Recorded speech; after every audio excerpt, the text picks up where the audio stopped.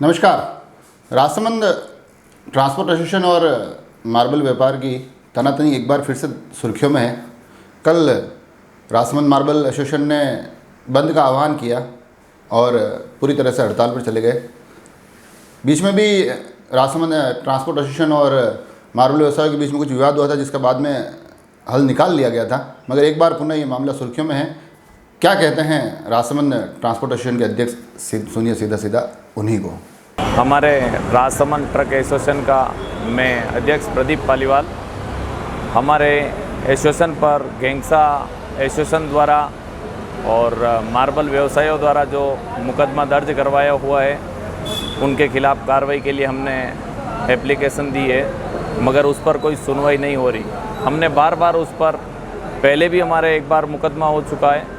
जिन आदमियों के बीच जो मुकदमा हुआ है उन पर हमने कार्रवाई के लिए दिया, उस पर कोई एक्शन नहीं लेते हैं। कल हमने एसपी साहब के सामने पेश हुए और हमने हमारा जो भी समस्या थी बताई।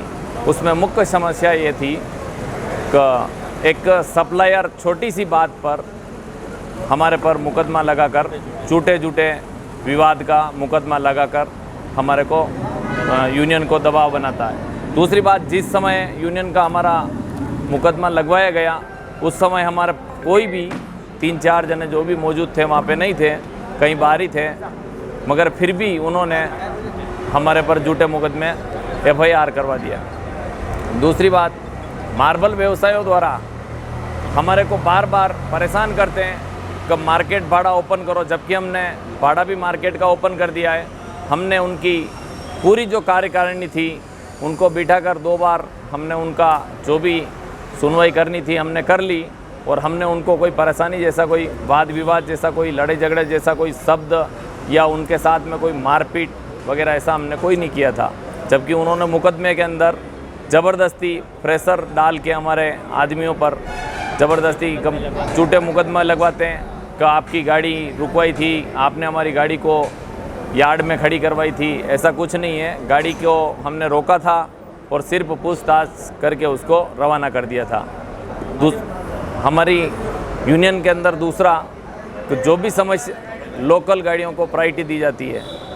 ये लोग बाहर की गाड़ी लगाते हैं, हमारे यहाँ की जो लोकल गाड़ी होती है उन गाड़ियों का भाड़ा बकाया रख के उन गाड़ियों पर प्रेशर डालते हैं। जो लोकल गुजरात के सप्लायर हैं, जो कि गुजरात के कोई भी माल बेचते हैं, वो अवैध कार्य करने के लिए बोलते हैं। एक बिल में 2 चक्कर लगाओ, आप अवैध कुछ भी माल भर के जाने को ड्राइवर को प्रेशर में बनाते हैं।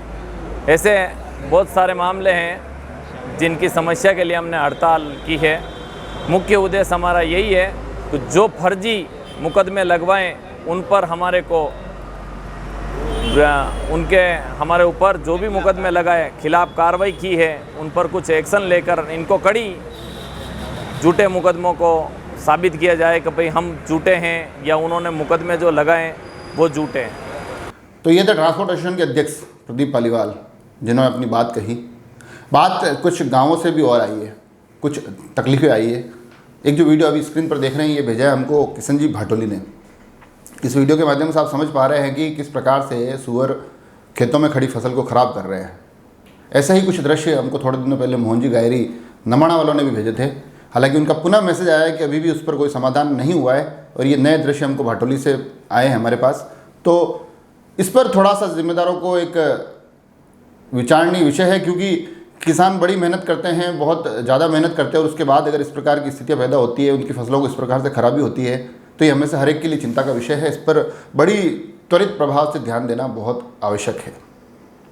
आवश्यक विषय एक और आया है, सड़क से जुड़ा हुआ है। सड़कों के विषय काफ़ी ज़्यादा आ रहे हैं हमारे पास, मगर ये वाली सड़क तो यकीनन बहुत जल्दी दुरुस्त करने की आवश्यकता है। फ़ोटो आए हैं, वीडियो आए हैं हमारे पास हाउसिंग बोर्ड से, रवि चौबीसा जी ने भेजे हैं, और उन्होंने जो सड़क बताई है, जो कि हाउसिंग बोर्ड के मुख्य चौराहे से नीचे की तरफ आती है, जिधर सुभाष स्कूल और कुछ डॉक्टर्स के मकान हैं, ये उधर की तरफ उतरने वाली सड़क है। ये बताते हैं कि यहाँ पर सड़क के किनारे थोड़े समय पहले एक पाइपलाइन डाली गई थी, उसके बाद से सड़क को वैसे ही छोड़ दिया गया। अब जब बरसात आ रही है तो वो सड़क में जो पानी, उस टूटी हुई सड़क पर जो पानी बहता है, उससे स्थिति ये हो गई कि पूरी सड़क पर पत्थर है, पूरी सड़क पर मिट्टी है। तो इससे आने जाने वालों के लिए हमेशा एक दुर्घटना की स्थिति बनी रहती है। और साथ ही जो खड्डे वाली स्थिति है वहाँ तो अब ऐसा हो गया है कि पता ही नहीं लगता है कि ये सड़क है या कोई नदी है, कोई दरिया है। तो ऐसा लगता है कई बार तो कि सड़क के किनारे एक पर्यटन स्थल विकसित कर दिया गया हो, मगर ये ऐसा पर्यटन स्थल है जिसकी किसी को आवश्यकता नहीं है। ये सिर्फ दुर्घटनाओं को निमंत्रण देता है। काफ़ी ज़्यादा स्कूल की बसें इधर से जाती है, काफ़ी ज़्यादा, क्योंकि मेडिकल से जुड़ा हुआ क्षेत्र है तो काफ़ी ज़्यादा मरीज इन रास्तों से गुजरते हैं, तो उनमें से हर एक को ये तकलीफ़ हर रोज़ झेलनी पड़ रही है। तो इसका समाधान जल्द से जल्द हो, ये ज़िम्मेदारों से हमारा आग्रह है। तो आज के इस एपिसोड में 3-4 खबरें हमने आप तक पहुंचाने की कोशिश की। अगर आपको भी लगता है कि आपके आसपास ऐसी ही कुछ चीज़ें, ऐसी कुछ समस्याएं दिखाई दे रही है और हम तक पहुंचनी चाहिए, हमारे माध्यम से ज़िम्मेदारों तक पहुंचनी चाहिए, तो नीचे दिए हुए नंबर पर आप हमें अपनी समस्याएं, अपने विषय भेज सकते हैं। हम कोशिश करेंगे कि अपने इस एपिसोड के माध्यम से आपकी बात को भी रख सकें। जुड़े रहे राजसमंद एक्सप्रेस से। धन्यवाद।